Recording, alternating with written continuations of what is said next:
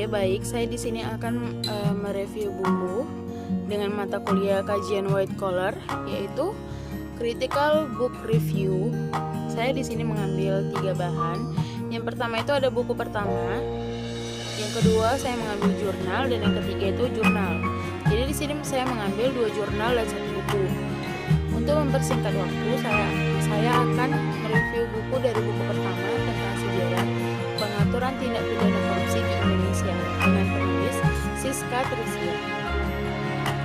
Jadi dalam buku ini, di sini saya mereview sedikit tentang isi buku, di mana usaha pemberantasan korupsi yang efektif itu sangat dinantikan oleh masyarakat sejak lama, di mana usaha-usaha ke arah itu pula dilakukan dari masa ke masa. Jadi tercatat pada tahun 1571 sampai 1958, usaha pemberantasan korupsi itu telah dilakukan, di mana usaha tersebut sebagai langkah dalam mendukung keadaan darurat yang sedang diterapkan. Istilah korupsi sebagai istilah jurisdipum baru digunakan itu tahun 1957, yaitu dengan adanya peraturan penguasa militer yang berlaku di daerah kekuasaan Angkatan Darat. Beberapa peraturan yang mengatur mengenai tindak pidana korupsi di Indonesia, yaitu yang pertama, masa peraturan penguasa militer, yaitu pada peraturan militer nomor PRT atau garing PM garing 06 garing 1957 dikeluarkan oleh penguasa militer Angkatan Darat yang berlaku untuk daerah kekuasaan Angkatan Darat.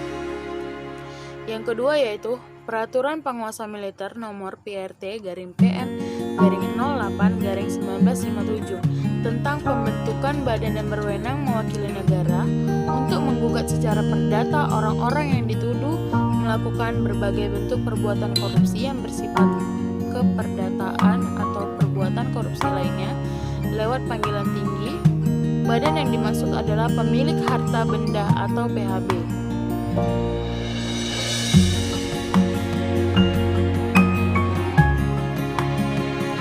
Selanjutnya adalah peraturan penguasa militer nomor PRT garing PM garing 011 garing 1957 merupakan peraturan yang menjadi dasar hukum dari kewenangan dimiliki oleh pemilik harta benda atau PHB untuk melakukan penyitaan barang harta benda yang dianggap hasil perbuatan korupsi lainnya sambil menunggu keputusan dari pengadilan tinggi. Selanjutnya adalah peraturan penguasaan perang pusat Kepala Staf Angkatan Darat nomor PRT garing Perpu garing 031 garing 1958 atau penguasa perang pusat nomor 13 tahun 1958 serta peraturan pelaksanaannya. Jadi pada masa peraturan perundang-undangan dalam periode ini, korupsi dibagi menjadi 2 kelompok, yakni korupsi pidana dan korupsi lainnya. Dan korupsi pidana diatur dalam pasal 2 yang berbunyi perbuatan seorang yang dengan atau karena melakukan sesuatu kejahatan atau pelanggaran yang terkait diri sendiri atau orang lain atau sesuatu badan baik secara langsung atau tidak langsung itu merugikan perekonomian negara atau daerah, merugikan keuangan suatu badan yang menerima bantuan dari negara atau badan hukum lainnya yang mempergunakan modal dan kelonggaran dari masyarakat. Yang kedua, perbuatan seorang dengan atau karena melakukan suatu kejahatan atau pelanggaran memperkaya diri sendiri atau orang lain atau suatu badan yang dilakukan dengan menyalahgunakan jabatan atau kedudukan. Korupsi pidana ini diancam hukuman maksimum 12 tahun penjara dan denda maksimal 1 juta. Sebagaimana diatur dalam pasal 40, korupsi lainnya diatur dalam pasal 3 yang menyebutkan perbuatan seorang yang dengan atau karena melakukan perbuatan melawan hukum memperkaya diri sendiri atau orang lain atau suatu badan yang secara langsung atau tidak langsung merugikan keuangan negara atau daerah atau merugikan keuangan suatu badan yang menerima bantuan dari keuangan negara atau daerah atau badan hukum lain yang mempergunakan modal atau pelanggaran dari masyarakat. Baik, itu adalah review dari buku pertama. Selanjutnya kita masuk mereview di buku kedua. Dalam review buku kedua ini saya mengambil jurnal eksistensi white collar crime di Indonesia, kajian kriminologi menemukan upaya preventif, dengan penulis Firman Firdaus dan Asiwidi Lestari, dengan program studi ilmu administrasi negara Universitas Tribunawah Tunggadewa Malang. Jadi dalam jurnal ini sedikit akan saya review bahwa fenomena kejahatan sering dianggap sebagai fenomena sosial. Banyak paradigma hadir menjelaskan tentang keberadaan kejahatan. White collar crime atau WCC merupakan salah satunya dari kejahatan tersebut. Tipologi kejahatan, ciri khas kejahatan ini adalah penggunaan jabatan. Konsekuensi dari white collar crime itu selalu tertuju pada pemerintah. Pemerintah pada era klasik menuju modern sering diwarnai dengan praktek korupsi, kolusi, nepotisme atau biasa disebut dengan hingga menimbulkan peringkat pertama dalam white collar crime. Kejahatan yang dianggap sebagai fenomena sosial pasti mengikuti perubahan-perubahan yang terjadi dalam interaksi manusianya. Paradigma modern white collar crime sudah bukan lagi tertuju pada pemerintahan, namun juga pada sektor swasta dalam bentuk badan hukum atau korporasi. Perkembangan baru dalam dunia hukum seolah hukum yang tertinggal dalam perkembangan kejahatan. Sering dianggap sebagai produk politik atau kebijakan. Paradigma positivisme ini menjadi salah satu alasan kenapa hukum dan penegaknya tertinggal. Padahal white collar crime yang dalam wujud eksistensinya adalah korupsi yang juga termasuk kejahatan luar biasa dalam hukum positif Indonesia. Kejahatan luar biasa dalam hal penanganannya memerlukan sifat yang luar biasa juga. Kejahatan teroris, narkotika yang merupakan kejahatan luar biasa di Indonesia mampu ditegakkan sampai hukuman mati. Sementara korupsi tidak. Eksistensi white collar crime yang lain adalah kejahatan korporasi. Kejahatan jenis ini sangat jarang berlanjut ke meja hijau atau ranah pidana. Keadaan seperti ini menjadi permasalahan baru di dunia hukum. Hukum di Indonesia seringkali dilabelkan dengan simbol kekakuan yang hanya berpacu pada teks peraturan perundang-undangan. Selain itu, model pemidanaan yang bersifat punitif mulai banyak dikritik. Sudah saatnya kekakuan dari sifat hukum ini berguna dalam menangani white collar crime. Tujuan hukum yang meliputi keadilan yang pasti menjadi mutlak dalam penegakan white collar crime. Dalam pencegahan atau preventif merupakan jalan terbaik mengatasi kejahatan ini. Sebab upaya represif ini yang telah dilakukan itu sangat sulit diterapkan pasca terjadi kejahatan terutama terkait dengan korporasi. Pada tulisan ini dan dideskripsikan bagaimana white collar crime sebagai kejahatan menjadi terus dan akan berkembang. Selain itu, white collar crime di Indonesia adalah hal yang rumit untuk ditegakkan. Jadi dalam jurnal ini terdapat faktor-faktor penyebab kejahatan kerah putih di Indonesia. Yang pertama itu faktor sejarah. Sejarah dari masa kolonial Belanda yang ditularkan kepada masyarakat. Yang kedua, faktor budaya. Salah satu budaya masyarakat yang disalahgunakan dan menjadi salah satu kebiasaan. Dan yang ketiga itu faktor potensi. Ada sebenarnya masing-masing manusia memiliki potensi untuk melakukan kejahatan, terutama jika muncul sifat kesalahan.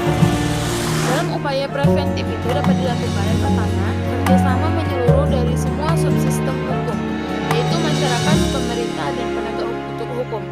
Yang kedua, meningkatkan kesadaran dari pribadi manusia itu sendiri, baik melalui etika dan agama. Dan yang terakhir, memberikan kewenangan khusus pada lembaga penegakan hukum sebagaimana lembaga khusus di Indonesia. Baik, selanjutnya kita akan mereview dari jurnal ketiga, yaitu penulisnya Frasminggi Kamasa dengan judul jurnal yaitu Kejahatan Kerah Putih, Jurnal Konstitusi volume 11 nomor 4 Desember 2014. Jadi dalam jurnal ini kejahatan kerah putih adalah kejahatan yang dilakukan oleh kaum elit, pengusaha, bankir, atau para pejabat yang mempunyai peran dan fungsi strategi atas kebijakan. Strategi melalui korupsi, kecurangan, dan penipuan yang sangat susah serta menimbulkan korban yang bersifat massal. Kejahatan kerah putih yang dikenal di Indonesia hingga saat ini masih menekankan kejahatan korporasi dalam arti sempit berbentuk kejahatan ekonomi. Menurut Tampi, dalam arti sempit sebagai diatur pasal 1 Undang-Undang Nomor 7 Tahun 1955, pengertian kejahatan ekonomi dipersamakan dengan tindak pidana ekonomi yang hanya mencakup perbuatan dan pelanggaran sesuai dengan ketentuan berdasarkan peraturan yang disebut dalam pasal 1. Di sini terdapat 3 kategori kategori tindak pidana. Secara umum, Undang-Undang Anti Terorisme dan Pembekuan Aset bertujuan untuk menciptakan kediktatoran finansial nasional dan internasional yang mengancam kebebasan dasar dan berpotensi melanggar HAM. Untuk itu, perlu terdapat kesamaan persepsi antara para pemangku kepentingan bahwa Undang-Undang Anti Terorisme atau UU terkait dengan pemberantasan terorisme dan kekuasaan keuangan tidak dilihat dari segi terminologi terorisme yang sempit sebagaimana yang terdapat dalam UU Anti Terorisme. Baik dari ketiga buku yang saya baca, masing-masingnya memiliki kelebihan dan kekurangan masing-masing. Dari buku pertama, saya rasa dari kelebihan buku itu lebih memperjelas tentang peraturan perundang-undangan tentang korupsi. Di sini buku ini berjudul mengenai sejarah pengaturan tindak pidana korupsi. Jadi kelebihannya di buku ini dengan judulnya itu sangat sinkron sehingga untuk membaca mengenai masalah-masalah korupsi dengan undang-undangnya mungkin ini bukunya lebih bagus karena lebih baik di dalamnya terdapat undang-undang yang sesuai dengan tindak pidana korupsi. Kekurangannya di sini buku yang pertama terdapat banyak kata-kata yang diulang beberapa kali sehingga pada pembaca mungkin diribetkan dengan kata-kata tersebut. Selanjutnya pada jurnal kedua yaitu tentang eksistensi white collar crime di Indonesia, kajian kriminologi menemukan upaya preventif. Dalam jurnal ini juga jurnalnya bagus dengan kata-kata yang bervariasi sehingga di sini judulnya adalah eksistensi white collar crime. Di sini lebih tepatnya dijelaskan bagaimana white collar crime yang ada di Indonesia sehingga kajian kriminologinya itu menemukan upaya preventif. Dalam jurnal ini juga udah ditemukan apa itu upaya preventifnya. Kekurangan dari jurnal ini lebih ke kata-kata yang ribet. Jadi di sini kebanyakan dia menggunakan body note dan menggunakan footnote. Ini adalah referensi yang mungkin double.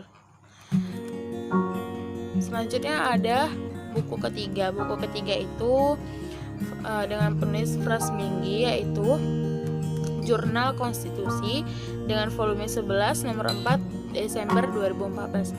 Dalam jurnal ini juga hanya saja di sini judul dengan isi itu tidak sinkron karena di sini kebanyakan di sini hanya peraturan perundang-undangan saja yang berlaku. Beda dengan buku yang pertama.